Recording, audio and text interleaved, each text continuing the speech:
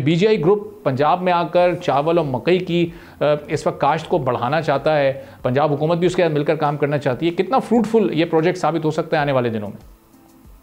बहुत शुक्रिया अरबाब साहब। जो हमें फिगर्स नज़र आ रहे हैं और जिस तरह की एक जो प्रोजेक्ट की जिस तरह अभी आपने डिटेल में डिस्कस किया, देखिए पाकिस्तान की जिन 3 अहम क्रॉप्स के बारे में इस ग्रुप ने अपनी इंटरेस्ट शो किया है, वो पाकिस्तान की जो 5 अहम फसलें उसमें शामिल हैं। राइस, चावल है, मकई है और कॉटन है। और ये तीनों ही फसलें पाकिस्तान के लिए बहुत अहमियत की हामिल हैं। मकई का तो आप कह सकते हैं कि इसमें ज़्यादातर हिस्सा जो है वो पाकिस्तान के पोल्ट्री सेक्टर में और दूसरे सेक्टर्स में इस्तेमाल हो जाता है, लेकिन जो कॉटन और हमारी चावल की फसल है वो डायरेक्टली हमारी एक्सपोर्ट के रिलेटेड है। लेकिन इससे जो मुझे 2-3 फ़ायदे नज़र आ रहे हैं, अगर ये सक्सेसफुल मॉडल हो जाता है तो उसमें हमारी जो डेवलपमेंट है वो बड़ी अच्छी तरह से सामने निकल के आए, क्योंकि हमें जो इंपोर्ट के ऊपर, कॉटन की इंपोर्ट के ऊपर जो पैसे देने पड़ते हैं, जो हमारा ज़र मुबादला बाहर जाता है, उसमें कमी होगी। और हमारी जो अगर लोकल प्रोडक्शन है अगर लोकल प्रोडक्शन है उसमें इजाफा हो जाता है और 15% भी इजाफा बहुत ज़्यादा इजाफा होगा, क्योंकि हम पिछले सालों में देखते आए कि हम कॉटन की फसल है वो लोकल मार्केट में उतनी बेहतर नहीं पैदा की जा सकी।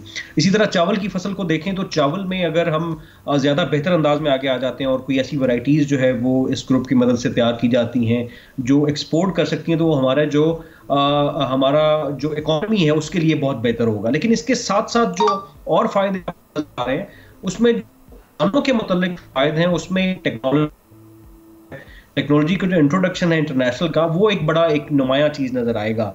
अगर इस ग्रुप की मदद से हम वो टेक्नोलॉजी पाकिस्तान में अपने जो दूसरे किसान हैं उनको देने में कामयाब हो जाते हैं, तो हमारी जो ओवरऑल अभी तक की प्रोडक्टिविटी है उसको भी इंक्रीज करने में मदद मिलेगी। और इसके साथ साथ जो है ये बहुत बड़ा एक गेम चेंजर मंसूबा साबित हो सकता है, क्योंकि अगर पाकिस्तान से बाहर एक्सपोर्ट होता है तो खुलेगा, जो बहुत सी और दूसरी फसलें जो हैं उनके लिए भी हेल्पफुल साबित होगा।